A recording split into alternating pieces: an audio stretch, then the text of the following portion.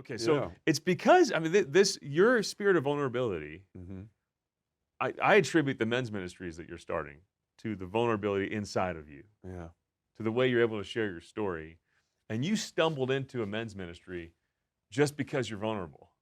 And Basically, that's a good way to sum right? that up. And, Yeah. like, who you are started the ministry. Yeah. That's just a cool thing to think of, man. And Yeah. actually, who you are because of your wounds that were redeemed started the ministry. Yeah. But tell us about the epicenter of your men's ministry. Yeah, man. Like that whole thing started with where we left off in the last episode, I guess, was I'd been to this men's conference. This guy was telling me his sins and asking me to talk to him about the Holy Spirit. I went and sat down with him and I started sharing all this. And at the end of it, he said, we should start a men's group. And I thought, no, I'm not your guy. Like, you asked me to come do something. I've completed that task. I'm done. Like, I'm going home. And he wouldn't stop. This guy was like, he was a gift from God. He was relentless. He wouldn't take no for an answer. And so finally I was like, no. Why not? Why not? Why not? And I finally said, dude, I can't. I was arrested on a felony charge of cocaine less than a year ago. I'm not your guy. And he looks at me with this goofy look on his face and he goes, wow, it's amazing. You should start a men's group. And I was like, dude, are you on cocaine? Like, you should probably test that, like, because that's not what I was expecting. And so I just sat there and he convinced me. He said, dude, like, you're not the only one that has trouble. And like, we should start this and you should totally look at all you just sat here and shared with me. You know this stuff. Most men don't. And so he convinced me. And I remember I went home and told my wife, and she's like, you're gonna what? She was kind of like, I don't see that happening either. But we called 30 men, I think it was, in a room that he knew some, I knew some.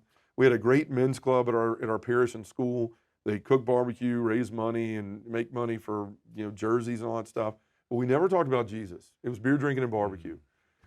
And so we called all these guys together. It was a Wednesday night. I was nervous and scared to death. I thought I was going to vomit all the way there because I knew what I was going to have to do. I was like, I'm basically going to go in here and tell guys every dark secret of my life.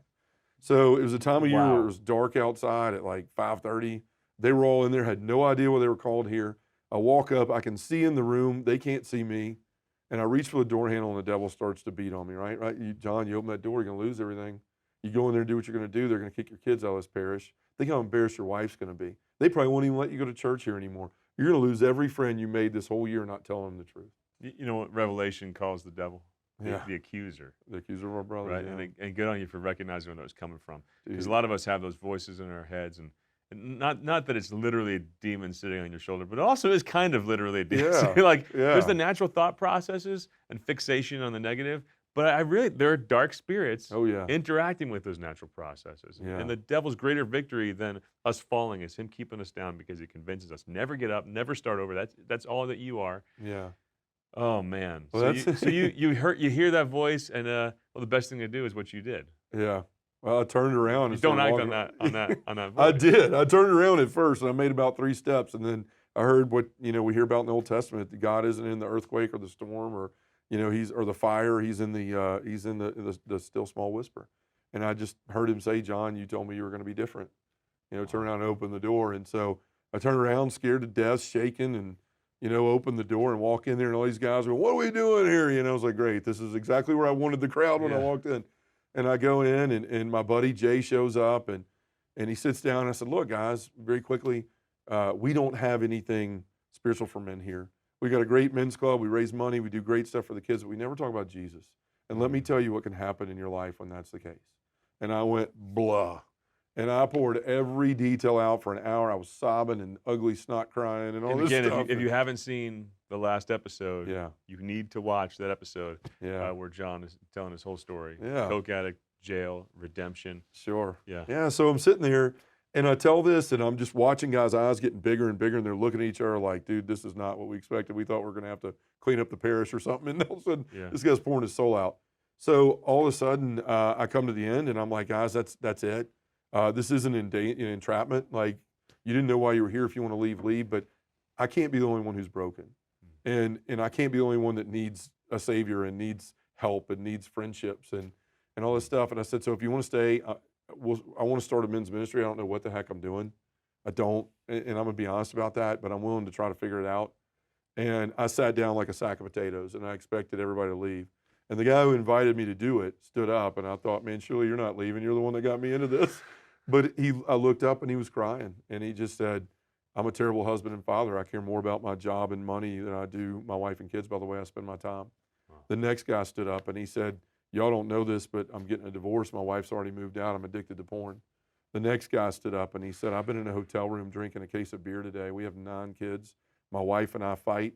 I like to escape. She stays at home. My work thinks I'm at home sick. She thinks I'm at work. And I've been getting hammered in a hotel room all day. And Chris, one after another, it was like pistons in an engine, one up, one down, one up, one down, all the way around the room. And every man in there poured out their soul about something that was wrong in their life. Wow. And that's when I saw the power of vulnerability in a man's life. I was like, we're all carrying this brokenness. We all know we're broken, Yeah. but we don't want to say we're broken, but Yeah. we all know it. It's the dumbest thing ever. We spend so much energy trying to hide all this stuff. When I know you're broken, I may not know with what, Yeah, yeah. but I know you're not perfect. And you don't know I'm not perfect, but we spend so much time trying to convince everybody we are. And literally what God's saying is like, no, like just my power is made perfect in your weakness. Admit it. Let me fix it.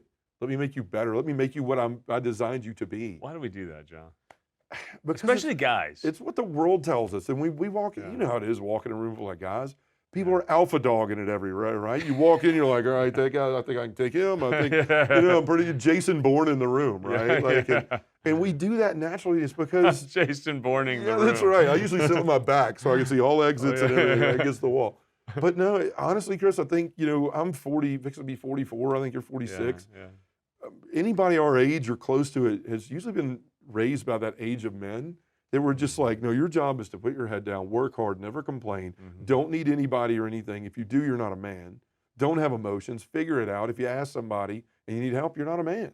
And so we go through life white-knuckling our lives because if we don't, we're not a man. And God forbid that we're not a man because then the pride kicks in.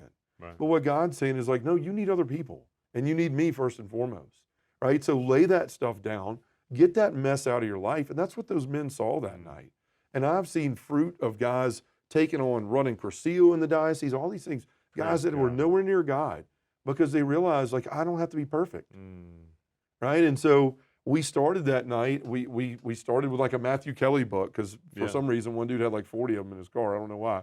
But we started using that. No one ever has just, it's like Doritos. That's right. You can't have just one. That's right. So we started reading Resisting Happiness or something, and then we started watching videos, but it was all about just showing up and talking about our joys and our successes and accepting each other in those things and our faults and our failures.